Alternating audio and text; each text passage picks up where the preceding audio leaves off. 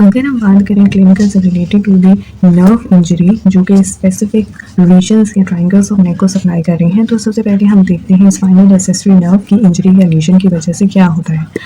अब ये पिक्चर हमें नज़र आ रही है जिसमें हमें लैटरल सर्वाइकल रीजन नज़र आ रहा है which is bounded interiorly by the sternocleidomastoid muscle. ये जो स्ट्रैप मसल है दिस इज द स्टेर्नोक्लीडोमास्टोइड और पोस्टीरियरली जो मसल है दैट इज ट्रेपेजियस। इसके बीच में जो लैटरल सर्वाइकल रीजन है इसमें से एक नर्व पास कर रही है that is spinal accessory nerve जो कि स्टेर्नोक्लीडोमास्टोइड और ट्रेपेजियस दोनों को सप्लाई कर रही है। अब कोई भी कॉज हो सकती है लाइक पेनिट्रेटिंग ट्रॉमा है या फिर डीप सर्वाइकल लिम्फ नोड्स का ट्यूमर, उसमें ट्यूमर है। इसके अलावा हमारे पास जब ये जुगुलर फोरामेन से लीव कर रही होती है, स्कल्स को उससे लीव करती है और हमारे पास नेक रीजन में आती है थ्रू द जुगुलर फोरामेन। तो जुगुलर फोरामेन का कोई फ्रैक्चर हो सकता है, इसके अलावा कोई भी सर्जिकल प्रोसीजर्स हो सकते हैं the lateral cervical region. In cases में क्या होगा कि जो स्पाइनल एक्सेसरी नर्व है इसकी इंजरी या लीजन हो जाता है। तो अब इससे होगा क्या वो देखते हैं। सो अब जो क्रेनियल नर्व 11 है या स्पाइनल एक्सेसरी नर्व है ये दो मसल्स को सप्लाई कर रही थी जो कि हमने देखा कि स्टेर्नोक्लीडोमास्टोइड है और इसके अलावा ट्रेपेजियस मसल है। अब स्टेर्नोक्लीडोमास्टोइड बेसिकली क्या करता है कि फ्लेक्शन करवा रहा है नेक की, ठीक है, हमारे पास रोटेशन करवा रहा है हेड की साइड वाइज और इसके अलावा एक्सटेंशन ऑफ द हेड। तो जैसे हमारे पास कॉन्ट्रैक्शन हो गया SCM की तो हेड एक साइड पे मूव हुआ है, ठीक है, और इसी तरह हमारे पास कॉन्ट्रैक्शन होगी कॉन्ट्रालैटरल SCM मसल्स की और हेड मूव करेगा टू द अपोजिट साइड। इसी तरह जो ट्रेपेजियस मसल है इसने क्या करना है कि एलिवेशन करनी है शोल्डर की और रिट्रैक्शन करनी है शोल्डर की, और इसके अलावा शोल्डर की एलिवेशन और रिट्रैक्शन के अलावा जो अपर लिम्ब है उसकी भी एलिवेशन करते हैं superior to the horizontal plane, ठीक है। तो फॉर एग्जांपल SCM को हम कह रहे हैं कि साइड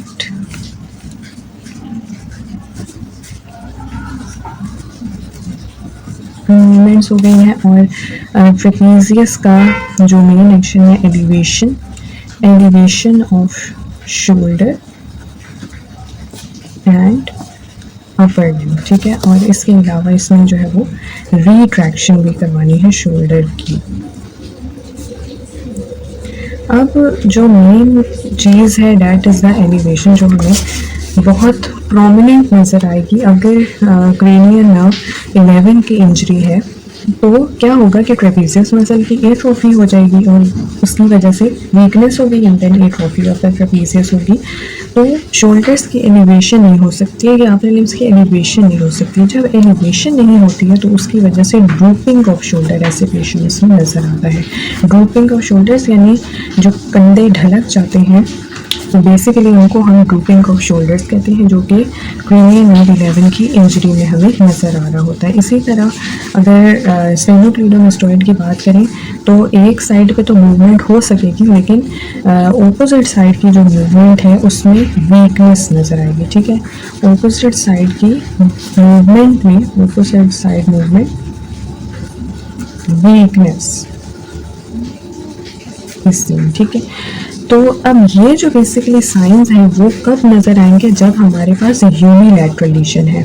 जाहिर सी बात है कि अगर एक साइड पे है लीजन उसकी वजह से हमें जो है उस साइड का वीकनेस भी नज़र आ रही है मसल उसकी और एट्रोफी नज़र आ रही है। अगर बाईलैटरल होगा तो जो मूवमेंट्स हैं नेक मूवमेंट्स है वो रिस्ट्रिक्ट हो जाएंगी टोटली, ना एलिवेशन हो सकती है शोल्डर और अपर लिम्ब की, ना रिट्रैक्शन हो रही है, ना हेड की साइडवेज मूवमेंट, या हम कह रहे हैं कि फ्लेक्शन ऑफ नेक जो है वो रिस्ट्रिक्ट हो गई है, ठीक है। तो इन केस यूनिलैटरल लीजन है तो हमें क्या क्या ऑब्जर्व होगा कि जो स्टेर्नोक्लीडोमास्टोइड है उसकी वीकनेस होगी तो अपोजिट साइड पे जो मूवमेंट है मूवमेंट करते वक्त क्या फील होगी, वीकनेस फील होगी मसल में। और दूसरी बात अगर हम आ जाते हैं ट्रेपेजियस पे तो ट्रेपेजियस में एलिवेशन ऑफ शोल्डर और अपर लिम्ब इम्पेयर्ड होंगे और ड्रूपिंग ऑफ शोल्डर हो जाएगी। और drooping off shoulders obviously bilateral हम कह रहे हैं कि हो रही है, बाईलैटरल होगी तो दोनों तरफ के जो कंधे हैं वो ड्रूप हो जाएंगे, वो बिल्कुल फ्लेसिड और वीक मसल्स की वजह से बिल्कुल ढलक जाएंगे, ठीक है, उनकी एलिवेशन इम्पेयर्ड है। ये हमारे पास स्पाइनल एक्सेसरी नर्व की इंजरी के रीजन की वजह से है। अब अगर हम बात करते हैं सुप्रास्कैपुलर नर्व की इंजरी ओके, सो सुप्रास्कैपुलर नर्व की इंजरी तब होती है इन केस अगर middle third of the clavicle का फ्रैक्चर हो जाए।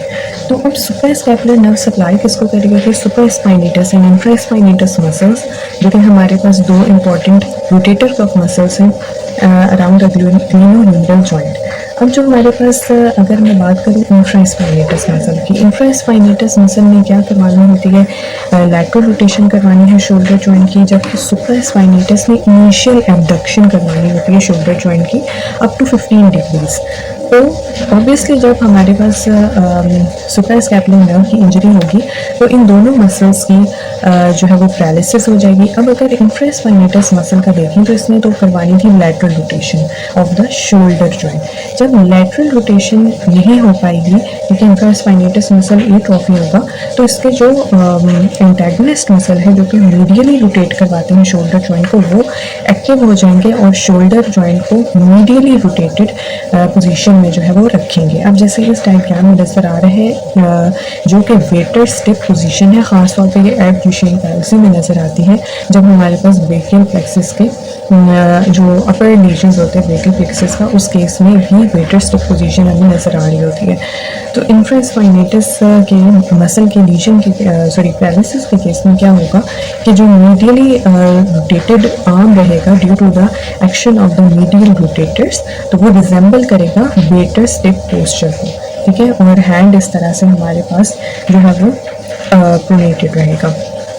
सो इंफ्रास्पाइनेटस का हमने देखा कि उसकी वजह से आर्म मीडियली रोटेटेड हो जाएगा, और जाहिर सी बात है कि अगर सुप्रास्पाइनेटस की पैरालिसिस होगी तो इनिशियल एबडक्शन ही नहीं हो पा रही है। जब इनिशियल एबडक्शन नहीं हो पा रही है 15 डिग्रीज तक, तो ऑब्वियसली डेल्टॉइड आगे हमारे पास जो एबडक्शन मजीद वो नहीं करवा सकेगा, उसको फर्दर कंटिन्यू नहीं रख सकेगा। तो एबडक्शन भी लॉस्ट हो गई और लैटरल रोटेशन भी लॉस्ट हो गई in case of suprascapular nerve injury.